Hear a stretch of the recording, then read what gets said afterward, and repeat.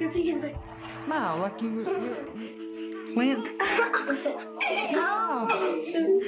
Come here. May you grow up to be righteous. May you grow up to be true.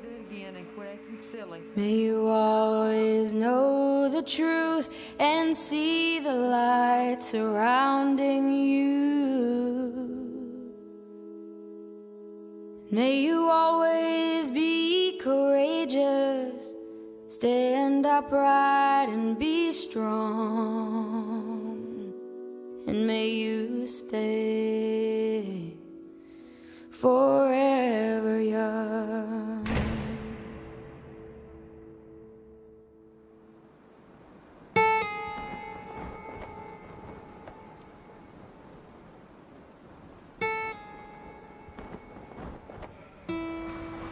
In 2013, I meet Clinton Young, who is on death row in Texas. I'm making a documentary on the death penalty and talk to him about his situation. But you've been here for a long time, right? Yeah, I've been here since 2003. I was 19 when I came to death row. I was 18 when I got the case, right? So. And you're now? 30. 30. Yeah, I just turned 30 in July. It's kind of a depressing milestone. I would have said congratulations, but it's not really. That's what I'm saying. It was kind of a depressing milestone. I mean, at one point I didn't think I was gonna make it to 30. You know, and now that I made it, it's like, well, I spent all my 20s on death row, so. Clinton has been convicted of murder. Being involved in gang culture, he refuses to talk to the police when he's arrested. He's also on parole from juvenile prison, where he had done some time for burglary.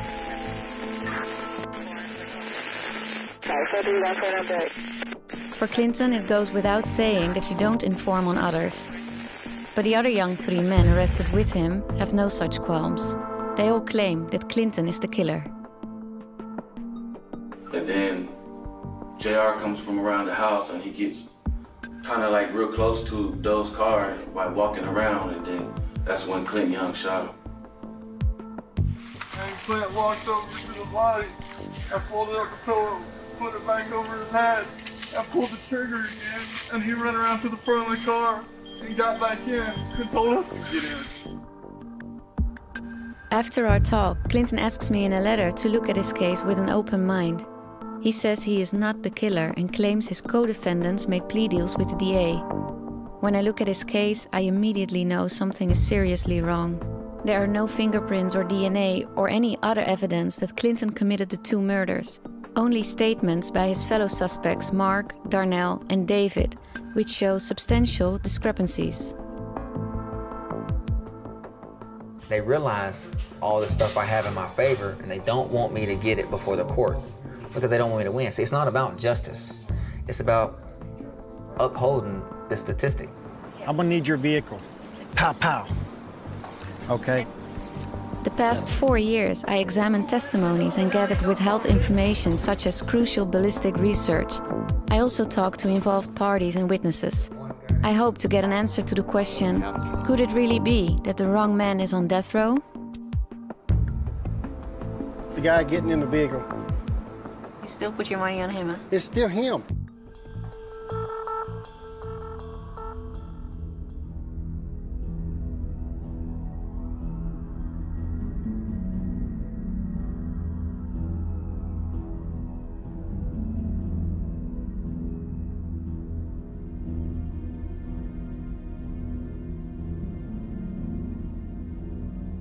It's no excuse, but my defense is I didn't kill nobody.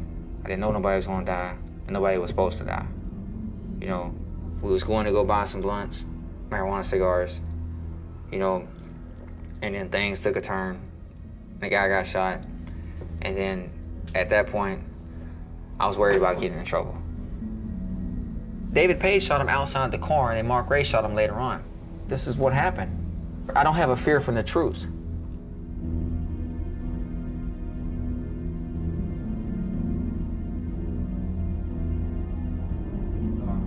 Where is everybody sitting in the car? Doyle's under the wheel, obviously. Doyle's on the wheel.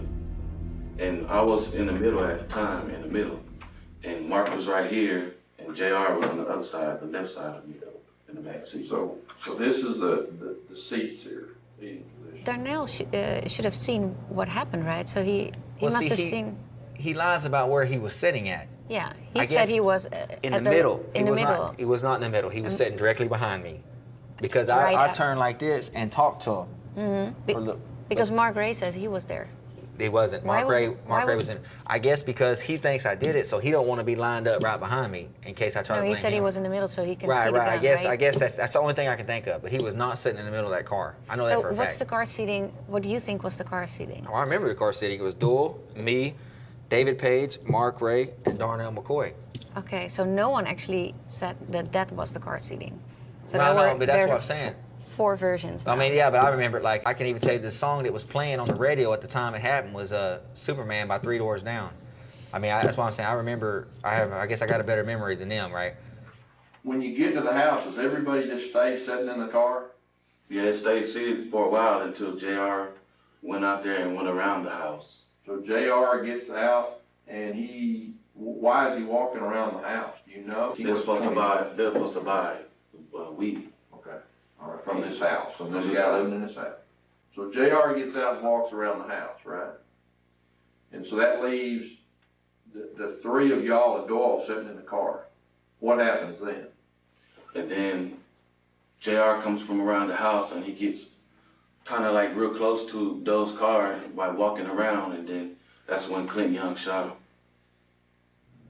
And David Page was standing outside the car walking up to the car when he shot him.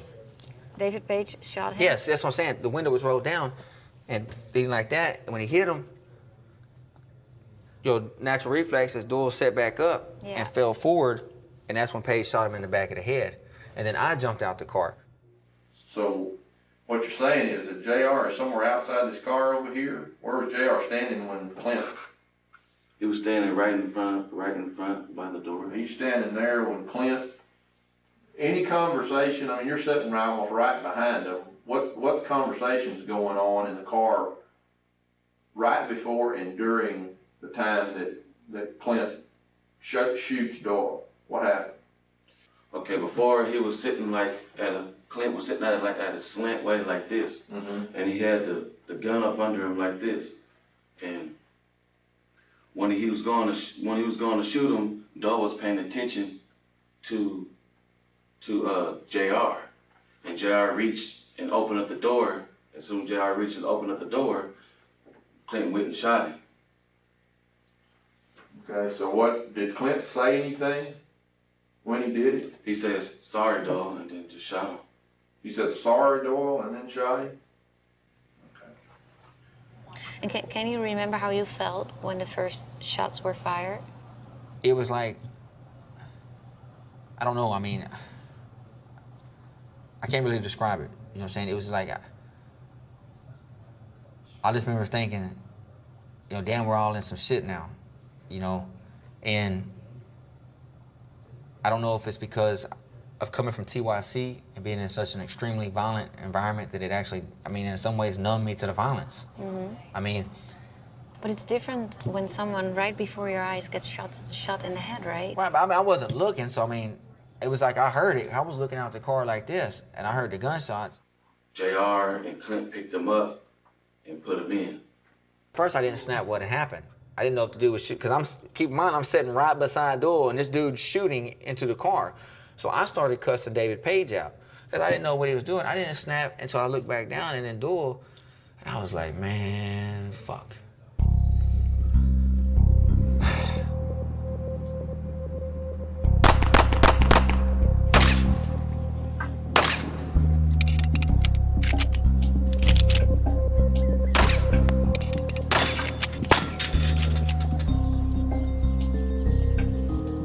How likely is it, because the 2 co-defendants who did a lot of less time, they said that Clinton was sitting here, pulled his gun from his waistband and shot him twice in the head.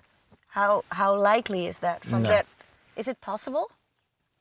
Not just pulling and shooting, no. Can you show me how that would? You'd have to do this number right here, and if you shot from right here, Yeah. there's no way. Where would you hit me if I do this? Probably wouldn't even hit you. Because? It'd probably miss you because you're not aiming. On this distance, you from can this still distance. miss? Yes. if you just pull out your and do like this, Yeah. you can miss this person. Trying to shoot the head, the body you could hit. The head is harder to hit.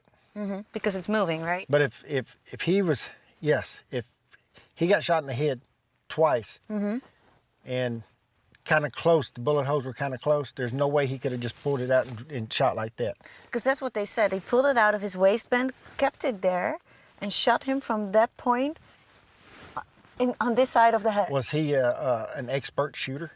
No, he was 18. No. Okay, there's no way he could have shot like that and hit the person twice in the head. Because you have to be an expert? You'd have to do a lot of training. And at 18 years old, there's no way he could have done it. There's no possible way. Because bullets do not shoot around a corner. Are you saying that Clint Young was the only one that had a gun with him? Had guns with him? Did you know that he had guns with him when you left Door City? At the time, no. Okay. When did you find out that he had guns with him, or that there were guns in the car? After he murdered Douglas.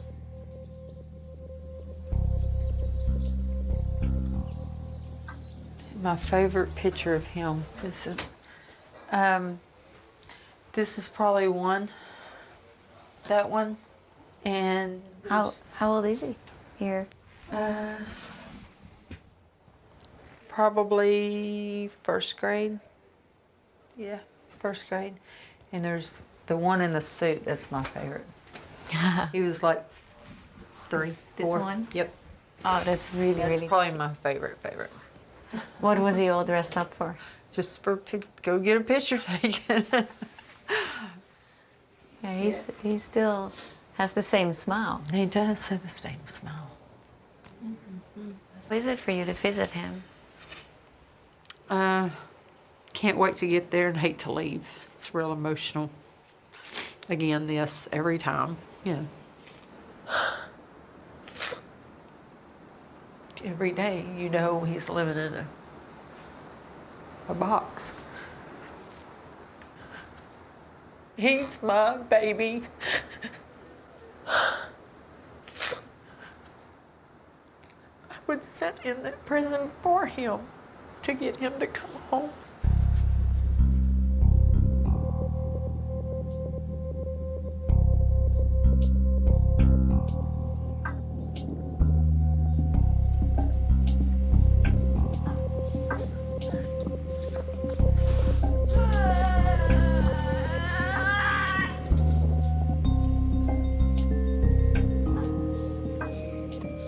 I just remember it being so typical, like the older brother, little sister. I mean, I remember playing together. I remember, skating and riding bikes and going in the woods and building forts. And I also remember, me locking him out of the house and us fighting and playing baseball. He was good to me. He helped me with things. We played together.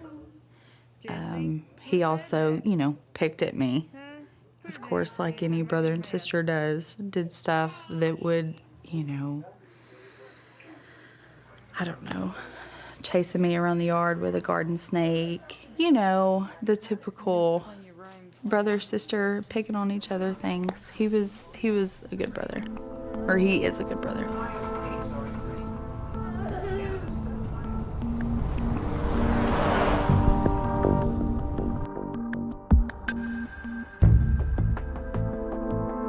I drove like almost halfway through the woods, and they got him out. Who got him out?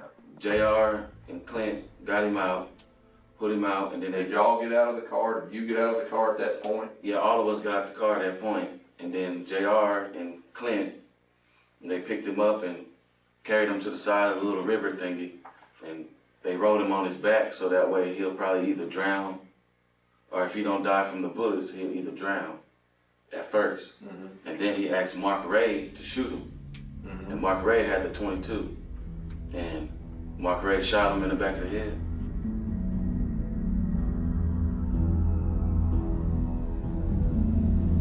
You're going to voluntarily then tell us what happened out here, where everybody was in regards to that. Is that correct? Yes, sir. Okay. This is the little road where the body was found. So we just stepped back, and Clint walked over to the body and folded up the pillow and put it back over his head and pulled the trigger again, and he ran around to the front of the car and got back in and told us to get in. And JR got back in the front. How many times did he pull the trigger? He pulled the trigger once again. Okay, So the body, how's the body laying? the body was laying like long ways in the Okay, creek. face up, face down on It his was, side, it was what? face down. He told us to lay it face down. And when we were driving off, he told me and Nene and them that if we said anything to anybody, that he'd kill us and our families. I mean, I don't know what they talked about in the back of the car or anything like that, or when I was away from them, or I don't know. But I wasn't driving around threatening them, because they all had loaded guns, you know what I'm saying? Were any of you armed? Clint was armed. Mark Ray was armed. And JR. What were they armed with? 2 22s and a 38. Who had what? You remember? Clint had the 22. Describe it. It was chrome with a long nose on it. And it was 22 caliber. You're sure of that? All I know it was a 22. Okay. And they had another one like a revolver. It was a 22 short. Who black. had it? And the 38 was Who had the 22, the short black 22? the short black 22, Mark Ray. And then there was another gun you said. Who had it? The 38 was in possession of it was in possession of me. I had. You had it.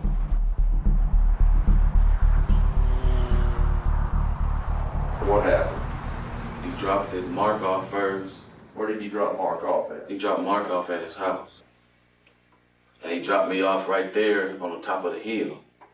Did they talk about what they were going to do after they dropped y'all off, where they were going, what their plans were? He talked about that he wasn't finished yet, and he had something else to do. What did you take that to mean when he said, I wasn't finished? I'm not finished yet. He wasn't finished yet. That he was going to kill somebody else or do something to him.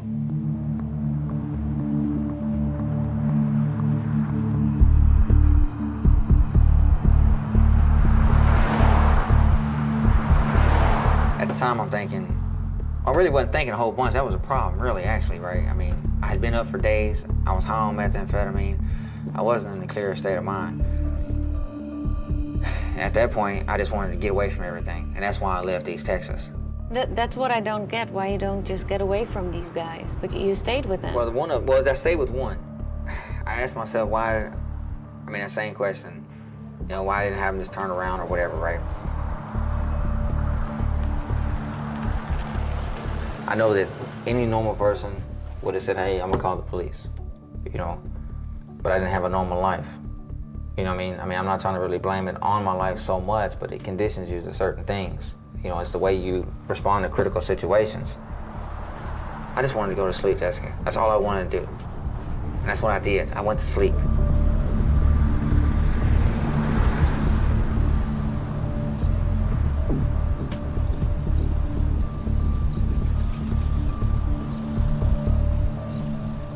I had just got gas at a little substation, like they have a gas pump in the parking lot.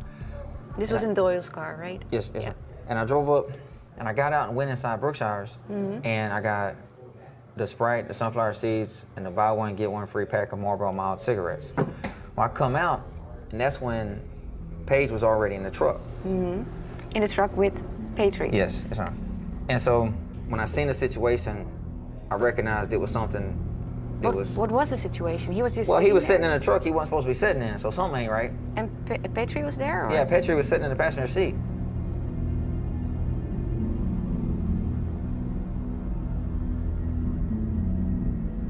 And so I look over there and I'm like, man, what's up? And he said we need a new vehicle.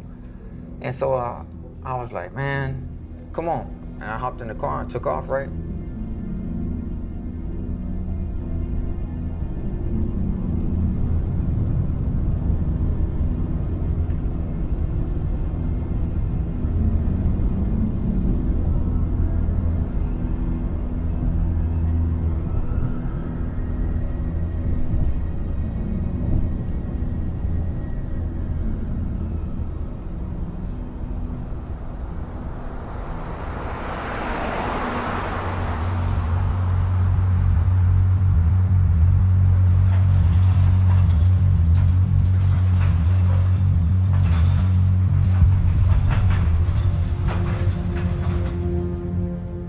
By the time I'm to the second murder, I went to sleep. And the gunshots woke me up. I jumped out of the truck and I seen there was only one person standing there, David Page. Well, I asked him why did he shoot him? And he said he knew my name. You knew Page's name? Right. And when Samuel Pettrey is shot, that took a toll on me. Because I'm like, man, this dude's done told me about having a family. I mean, this is the type of man that I was raised to respect. And so now he's sitting there, he's shot, and I get into an argument with my co-defendant. Who was that? David Page. It was like, this dude was not supposed to die, okay? He's not somebody that did anything or harmed anybody in any kind of way. And so I'm like, and then reality setting in, everything's gonna come back on me too. So self-preservation. You were there. Self-preservation kicks in. I mean, people say, why didn't you call the police? Well, that wasn't an option. I mean, that wasn't what I considered an option. So I said, look, I don't give a fuck what you do, man. Just get away from me. Yeah. And then he got out the truck. And did he tell you, I'm gonna turn myself in? Or he just did? Yeah. He did. But I wasn't thinking like, that he was actually gonna do put it. it all on me, right? No. And then so I was like, okay, I don't care what you do, just get away from me.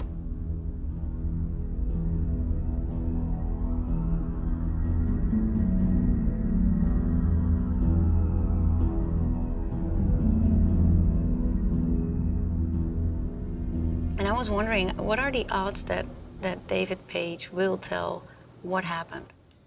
I don't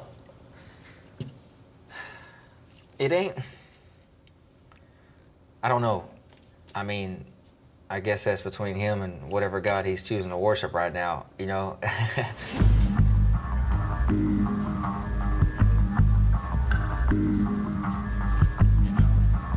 Good morning or afternoon. How are you? Hi, my name is Jessica. Good to see you. Have a seat. So he dropped you off, right? He dropped me off at IHOP. At IHOP. But how much sense does that make if he held you at gunpoint, or he didn't hold you at gunpoint, right? You felt afraid because he was carrying a gun. Do I understand that correctly? Right. It's just like anything. You try to get away with something. Like I said, if I had a gun and I'm holding you, right? Or even if I'm not holding you, you're just riding along with me and you know I've killed 2 people, you're gonna try and talk your way out of getting away from me. Whether or not we're cool or not, you're gonna try and get away some way, form, or fashion. And it took me that long to figure out, okay, cool. That's the way I'm gonna be able to do this. I'm gonna be able to manipulate him, letting me go, by telling him to get away from here. You outsmarted him. In my opinion, yes.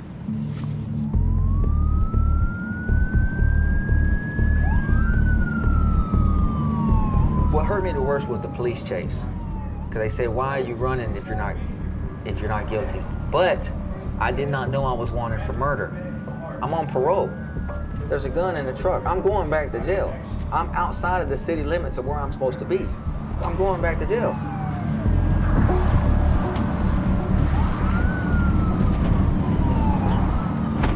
And I got caught on the interstate.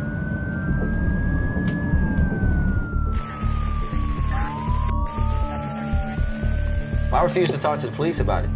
You know, I refused, when I was first arrested, I refused to talk to the police, period. I mean, because I know how it is. It's a serious charge, and I've been involved with the cops, and I know how they do things. I'm not talking to y'all without an attorney.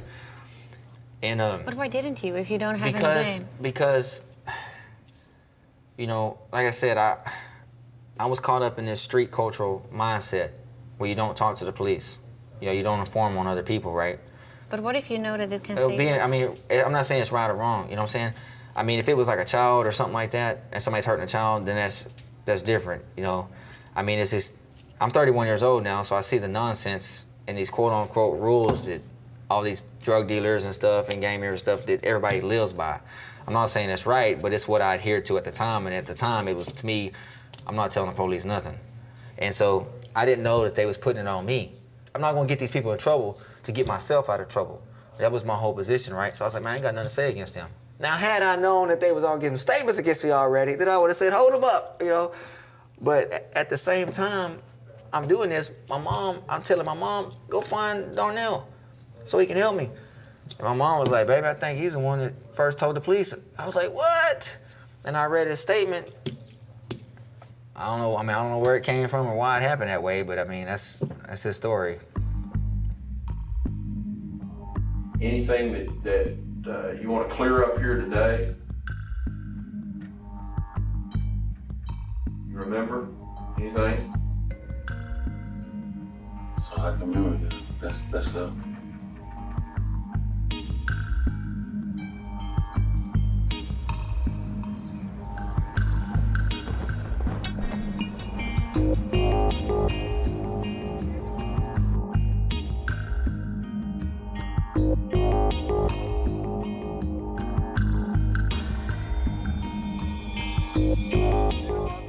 I was in jail and everything. I heard that JR did go with Clint to Midland, Odessa. I don't know where Nene went off to. Okay, this will conclude the video. It's 3:28 on the 27th of November 2001.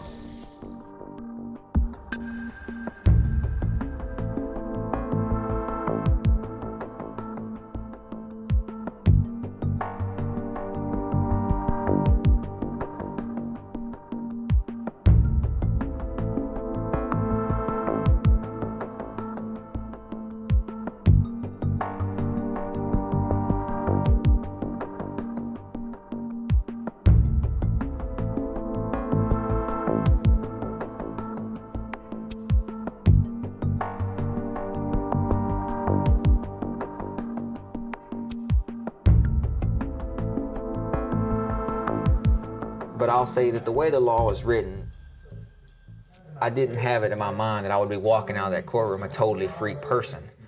But I'm thinking 10, 15, 20 years here. Which is also a lot. Yeah, it's a lot, but not in Texas standards, because Texas hands out life sentences like it's candy.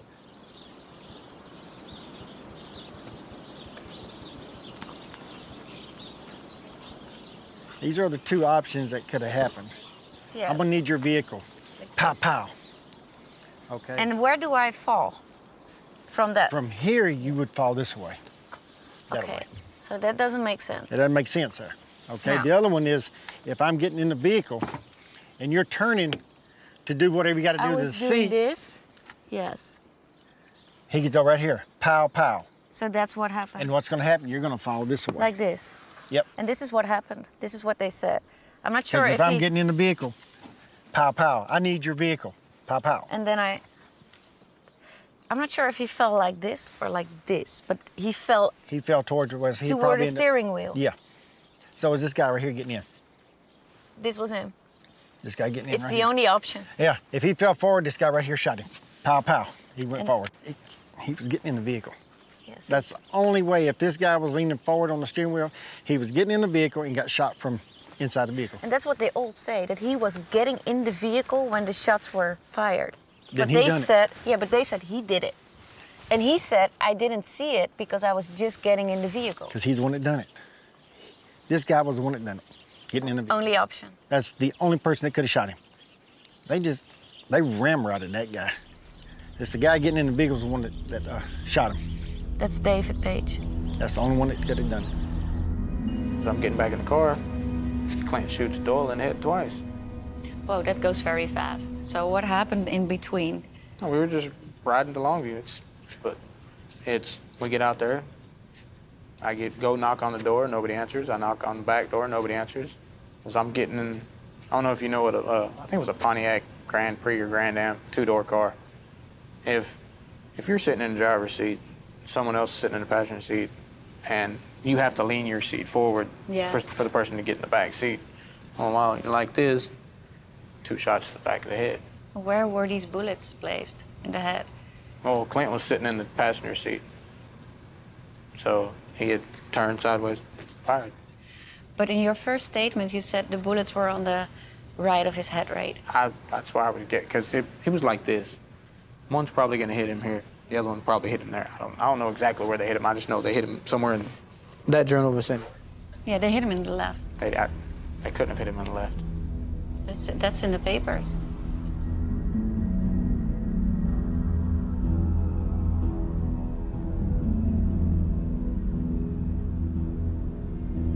Couldn't have.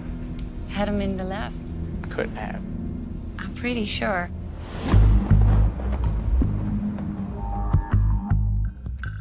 Well, on the second murder, it's my word against David Page's. They can't convict me based on David Page's statement. That's why the forensics are so important, because they have nothing. All they have is co-defendant testimony. There's no DNA, there's no fingerprints.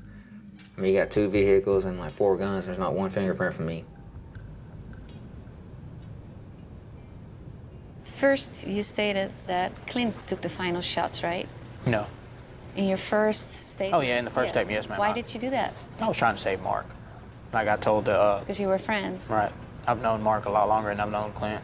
It's like I told the investigators, first 2 investigators, I was trying to save Mark. Can I ask you a very, very honest question? And I hope you're not offended, but this is my common sense again speaking. So I'm not attacking you, and I'm not judging, because I wasn't there.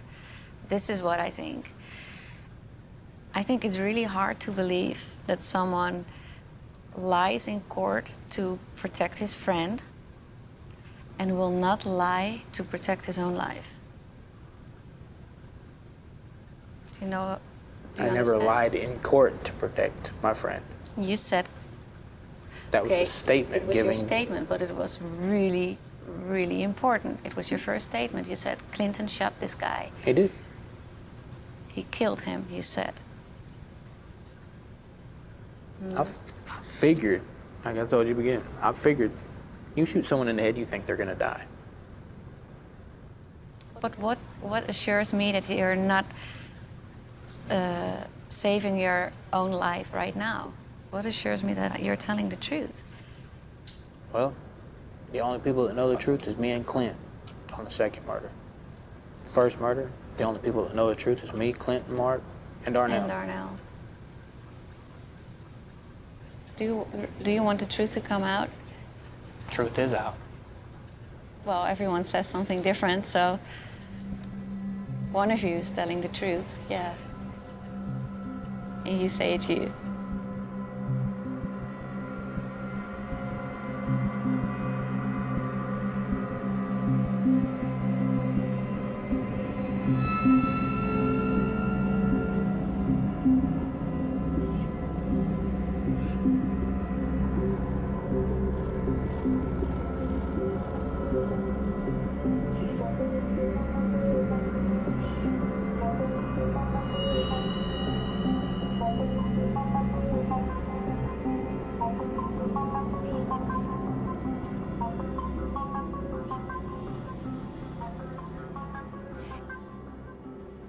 So this is actually where the first bullet came in, and this is the second one. So this How did they determine that? Because these come from the same gun. Okay. And the third wound was on his right temple, and it came from a different gun. And this also matches up with what they say happened at the creek when the guy was face down. So there were only 2 shots fired with one gun and 1 shot fired with the other. So this could be the only scenario. Hold on. Can we remove the dog? You said it's a 2-door car, right? Mm-hmm. Okay, so he may have been leaning forward. Yeah, he was actually. So you would need to be like back here a little bit. Yeah, so yeah. So you would need to be a little bit.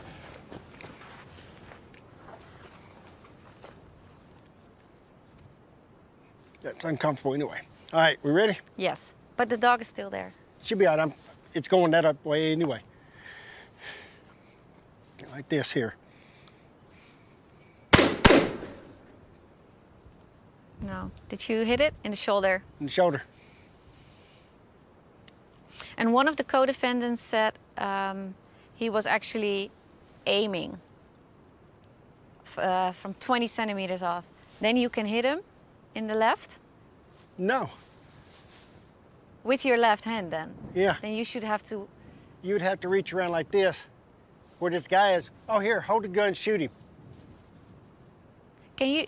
Well, maybe you can go that side without... Well, you'd have to lean back. Yeah. And then those two guys back here are going to say, Yes. what are you doing? But why would a jury believe this if it seems so clear to us? Prosecutor. If the prosecutor has a good story, he can get them people to believe it. Now the defendant, his attorney's got to be real good to counteract that. Apparently he didn't have a good attorney.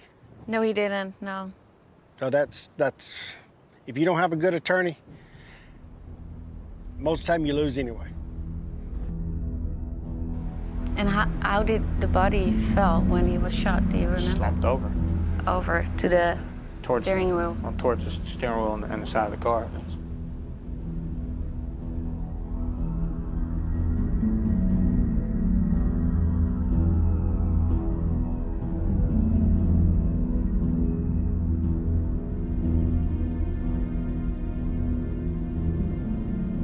Was Doyle dead? He was moaning. He was moaning. Yeah, he was still moaning. He wasn't moving, but he was moaning. And what did you do? Well, Clint had a gun. I had no gun. I helped put him in the trunk, I ain't gonna lie. You had no gun. No, man. And I'm sitting in the car, and I'm just sitting there. With the body in the Yes, trunk? ma'am. I'm like debating. I'm like, what do I do? And what were your options? Well, I could have went. Now that I think back on it, I could have went and, hey, look. Easily. That's what I think. I would have Right, gone. but I just seen this guy kill one person. And he could easily say, hey, okay, yeah, go take care of these people. He just snitched on me. The cops are after us. I was thinking of my family. And in the meantime, this victim is moaning in the trunk. So didn't you feel like I need to help this guy? What am I going to do to save him by myself other than contact the authorities? But you didn't do that either. That's the way I looked at it. Dude was already dead.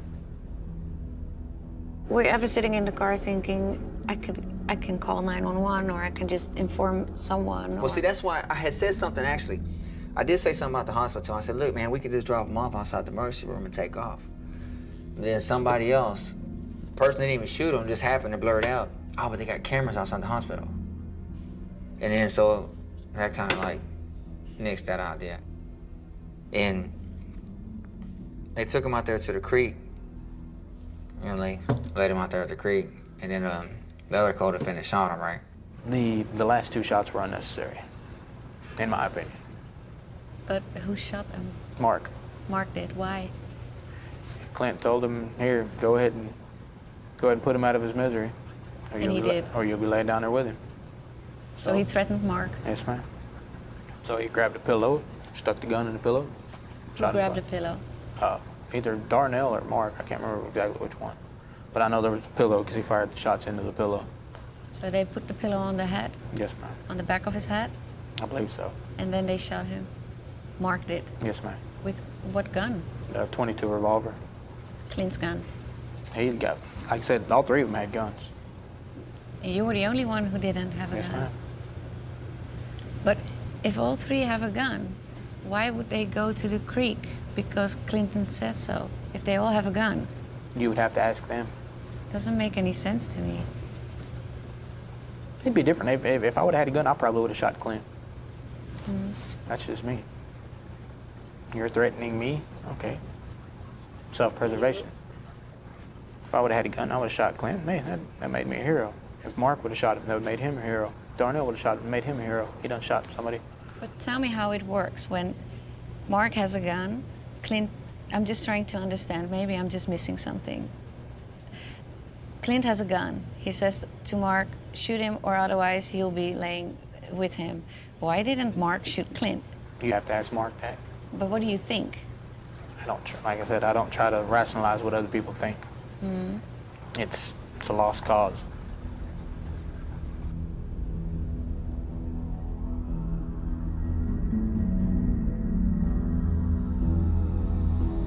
But he went the back roads to my house, and he dropped me off about, close to my gate.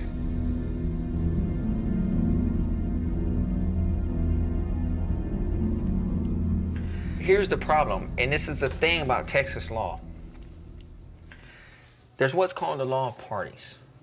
Now, I was indicted as the primary shooter. I was tried as the primary shooter. I held all these people that had guns hostage. I forced them all to do everything. Everybody's got a gun but the person testifying. Everybody's in fear for their life.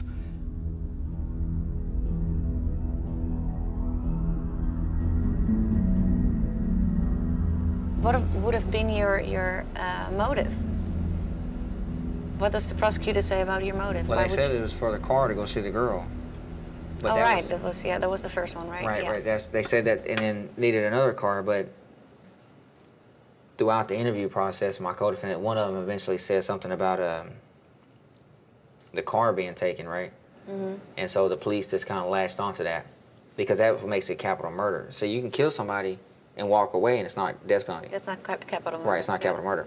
You can kill somebody, walk away, come back and take their shoes. It's not capital murder. No. But if you kill somebody for their shoes, it's capital murder. So they had to prove this theme that I killed the people for the car, to take the car, and they wanted to prove a continuous episode because of the second murder. They wanted to figure out a way to tie them together. So the only thing they could come up with was that both cars were taken to go see the girl in Midland, right? And of course, nobody ever brought up the fact about me having a car. And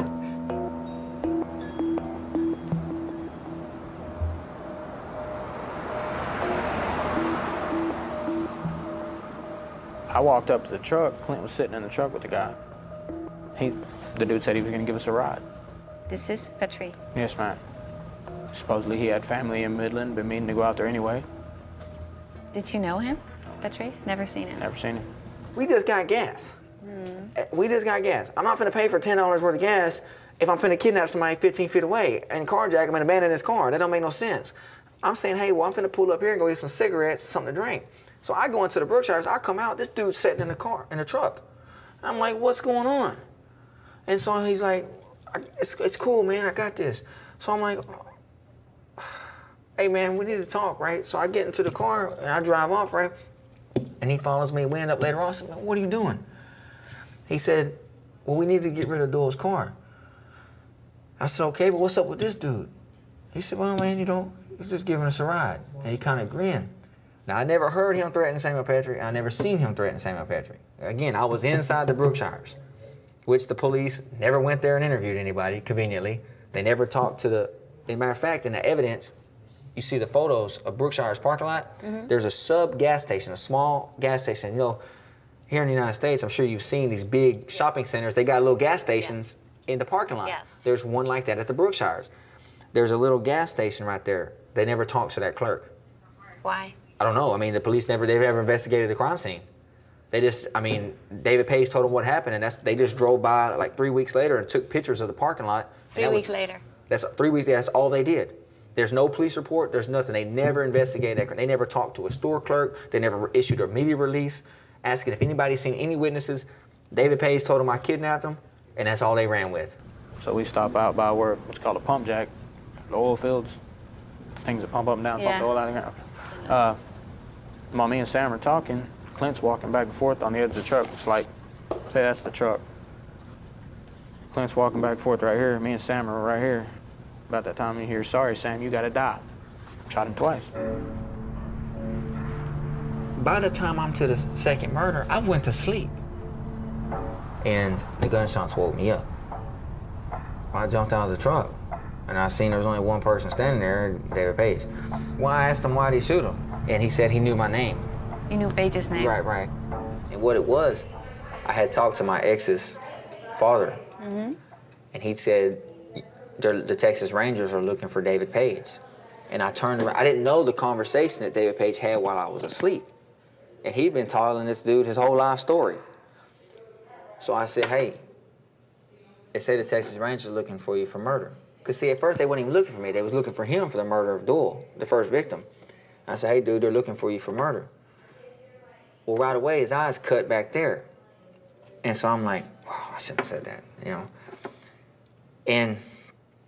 But like I said, even then, I didn't know what all they talked about. And then come to find out afterwards, he told him he was from Ore City, Texas, and he done told this dude his whole life story, right?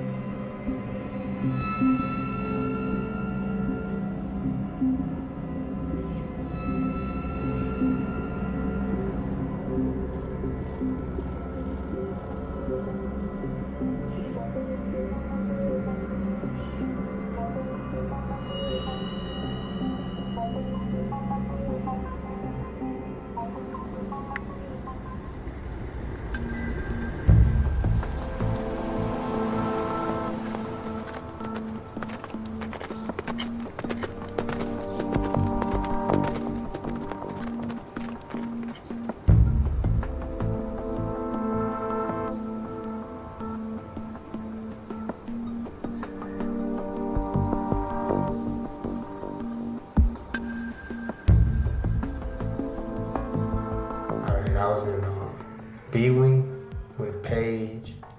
I know I was there with Paige. I'm not sure anybody else because it's like I refreshed my memory as far as that. But then, I know I had seen on the news whenever everything happened, you know what I'm saying, as far as their case goes. And then later on, and then he ended up coming in there, you know.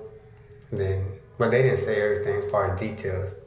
But then later on, started talking about things. And, Paige was? Yeah.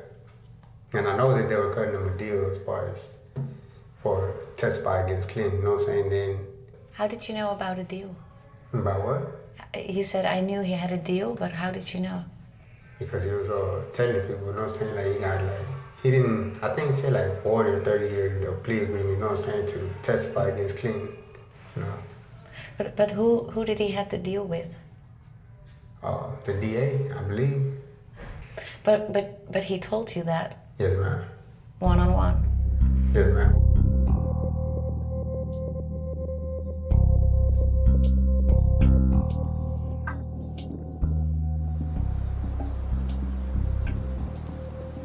Yeah, David Page. It was 2010. Well, he come in there and at first we didn't know what he was in there for. Then he was like, I'm in here, I got 30 years for murder. And then he went on telling us about his case.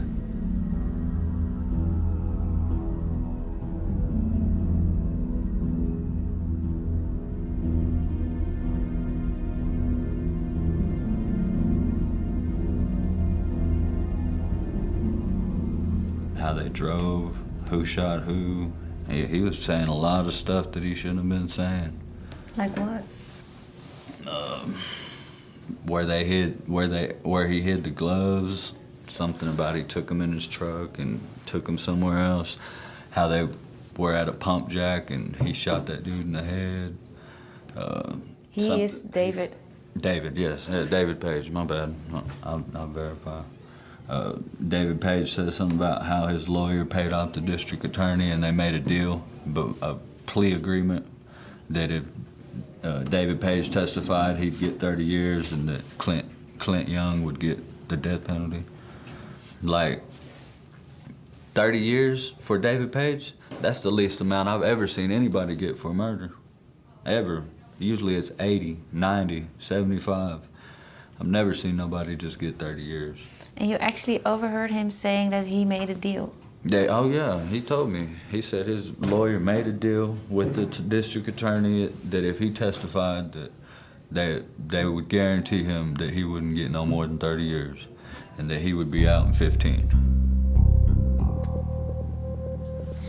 And how come that so many people say that you admitted the crime? How does that work? Well, it's a lie. And it's also a lie that you have said that they were not going to connect you to the murder because you were wearing gloves. But were you wearing gloves that night? I had bought some, yes. Why? Because it was cold. It was 11 degrees. Hmm? It was 11 degrees or 11 Celsius. It was cold. There wasn't no 11 degrees of it.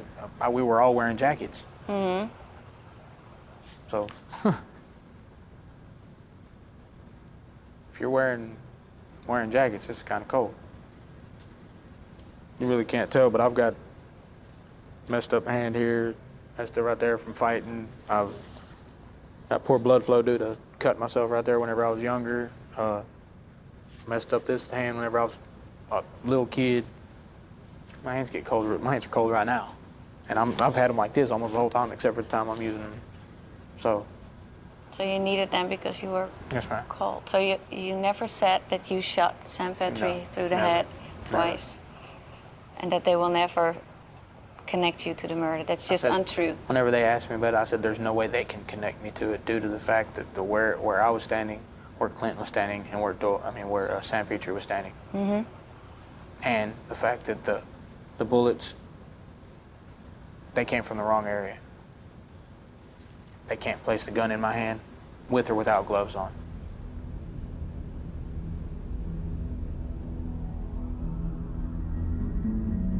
But where are those gloves now? In the state's custody.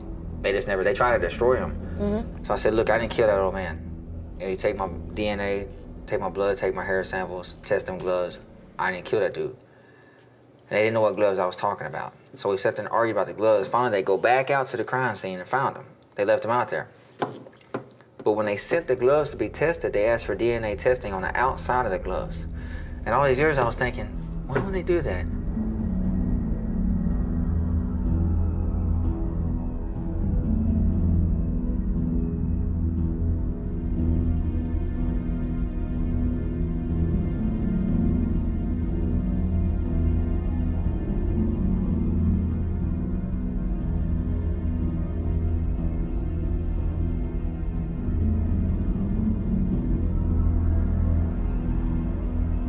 So they offered you a plea deal.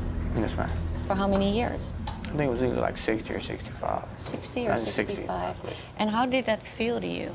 I'm like, for what? I came, I told y'all what I knew about both murders.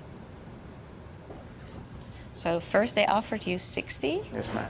And then they, at one point, offered you 30, right? Yes, ma'am. It didn't feel right? No, it didn't feel right at all. Because you've helped them, right? I figured you help me, I help you. Mm-hmm.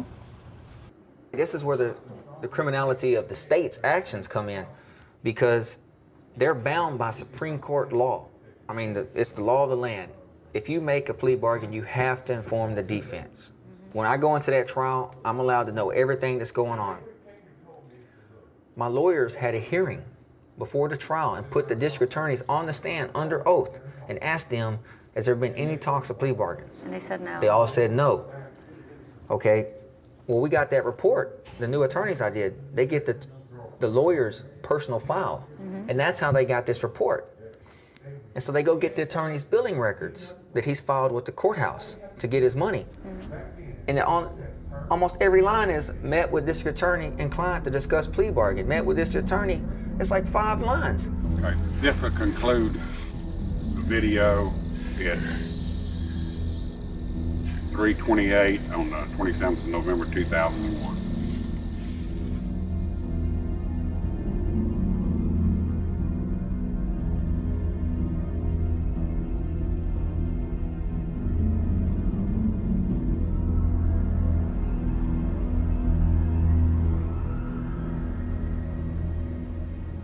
And is it true that investigator he told you that he thinks that you've you are the killer in the second case? Yes.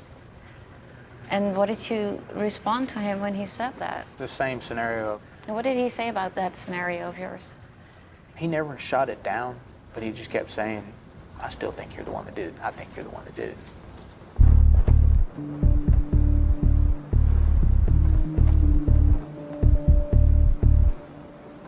The DA had never had a death penalty case. And here comes this horrible case, you know, and there's me not saying nothing. So you got one side of the story, that's the co-defendants. It was like the perfect storm for him, and he went all out. And they had this big, elaborate trial like it's never been had in Texas before.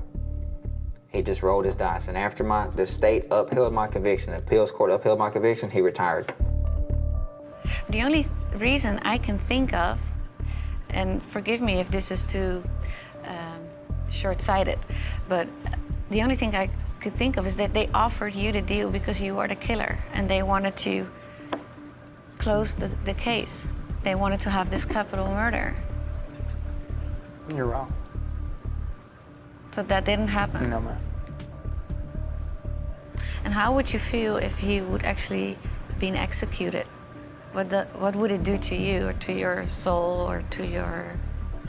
There's a saying that my religion has, and it's pretty much the only rule we have to follow. And ye harm none, do what you will. I can do what I want as long as I'm not hurting anyone. You never hurt anyone? I can't say that. But since I picked up this religion, I've done my best not to. And when did you pick up this religion? 2006. So after the... Yes, ma'am.